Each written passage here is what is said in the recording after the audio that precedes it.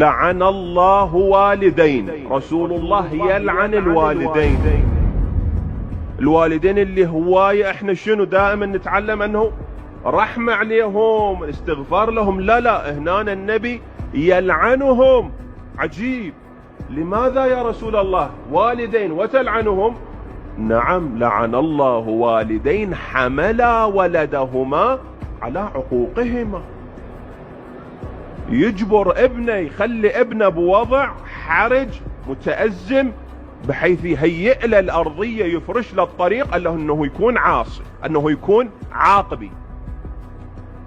يجي الأب للابن: بويا أنا هاي بنتك، أنا هاي زوجتك ما عجبتني. يجي الابن، أكو بعض الآباء يجي الابنة: بويا أنا هاي زوجتك ما عجبتني، لو تطلقها لو أنا أغضب عليك.